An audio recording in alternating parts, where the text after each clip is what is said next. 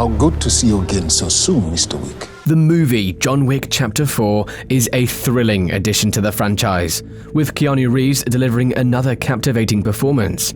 However, it's not without flaws. Fans have expressed disappointment with certain moments, from plot holes to an unsatisfying ending. In this video, we'll explore the moments that upset fans the most. Fucking nobody? That fucking nobody is John Wick. Let's start with number 1. Before the action starts, 30 minutes of setup. John Wick Chapter 4 breaks from the previous 2 sequels that start the mid-fight scene. Instead, the movie takes a slow start that lasts half an hour. This means the film requires the audience to remember the Wick-verse's archaic plot mechanics.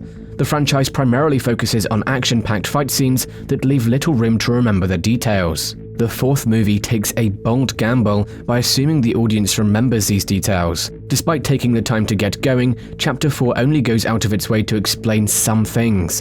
This confused some viewers. This round's on me.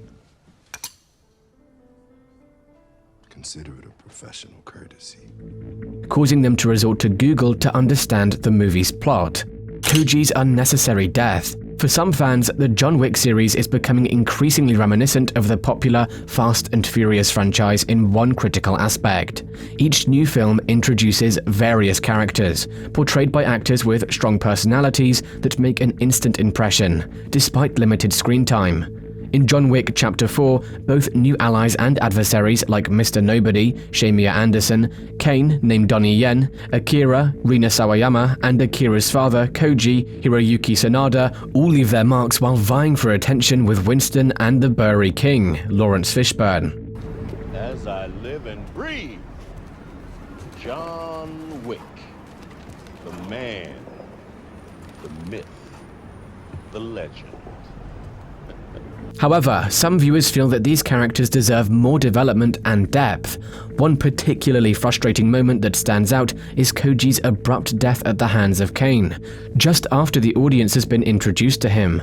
The two engage in a meaningless fight for pride. Even though John Wick has already left Osaka, Kane is ready to go, but Koji makes a fatal mistake, forcing Kane's hand. While the scene effectively highlights the consequences of Wick's presence, it feels unfair and even a bit excessive to Koji. He's offered $7 million for your life. $7 million is a lot of money, Mr. Wick. Charon gets shot. In a shocking move, John Wick Chapter 4 immediately raises the stakes by killing off the beloved character Charon, played by Lance Reddick, the composed concierge of the New York Continental. The manner of his execution is ruthless, as he becomes collateral damage in a revenge plot against Winston, Ian McShane, for not killing John Wick in the previous film. This is meant to establish the new villain, Marquis Vincent de Gramont, Bill Skarsgård as a genuinely menacing force. You want a war? Or do you want to just give me a gun? Sadly, the death of Charon is especially poignant as it coincided with the real-life passing of Lance Reddick. Reddick's portrayal as Charon added a sense of authority and depth to the Continental, and his chemistry with McShane was superb. It's a bittersweet ending for Charon, as Reddick was set to reprise his role in the upcoming Ballerina spin-off movie. Somebody please get this man a gun. The grisly hand scene. One of the ways the John Wick franchise has made its villains intimidating is by giving them a tough and imposing appearance. However, John Wick Chapter 4 takes a different approach with its main antagonist, the Marquis. Rather than relying on physical prowess, the Marquis represents the power and corruption of the High Table, making him a terrifying adversary. He embodies the idea that the High Table is an entity that cannot be killed and is instead a force that can take many forms. Tell them all. Whoever comes, whoever it is, I'll kill them. In a particularly brutal scene, the Marquis subjects Mr. Nobody to a sadistic test of will. He stabs the bounty hunter's hand and demands that he pull it out through the knife's blade rather than upward.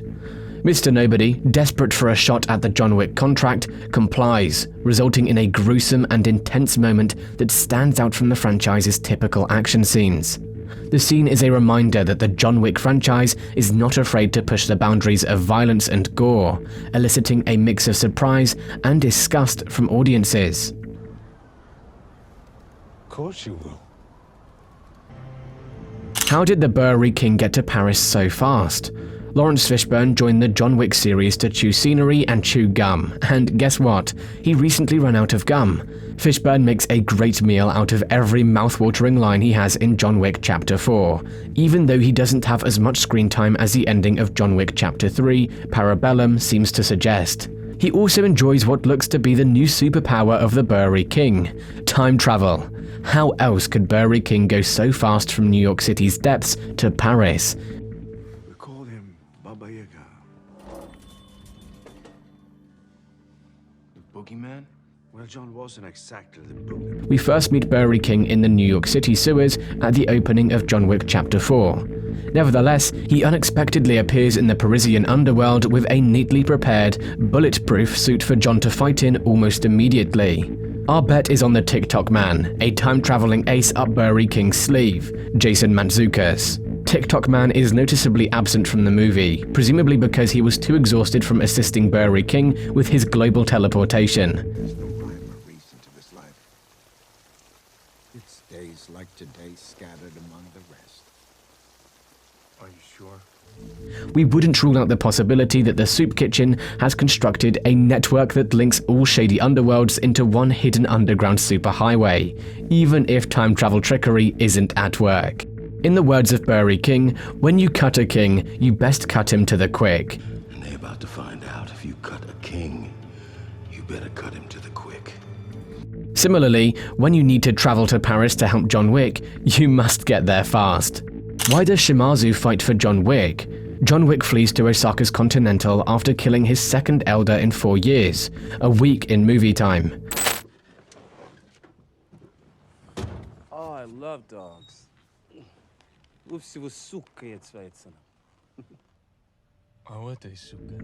John Wick and the surrounding securities wait in the neon-lit night for advice from another harsh but loving assassin hotel manager, Shimatsu Koji, played by action star Hiroyuki Sanada. Yet how so?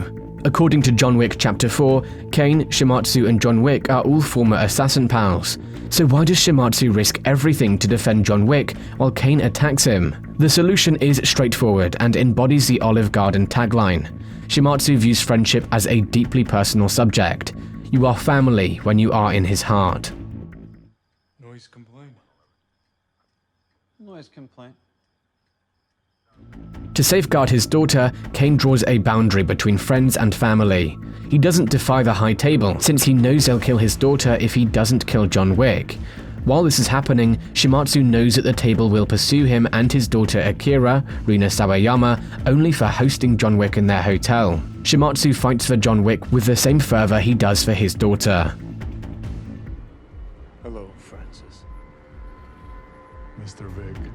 His decision to remain devoted to his loved ones finally resulted in his death. Given the Akira post-credit sequence, it's conceivable that Kane's decisions will similarly affect him. The film's strength lies in its ability to create vivid characters that leave a lasting impression, despite limited screen time. Despite these unsettling moments, the franchise's popularity shows no signs of slowing down, and fans eagerly await the next chapter in the John Wick saga. This is for today's video. Thanks for watching, and also subscribe to our channel for more exciting videos. See you in the following video.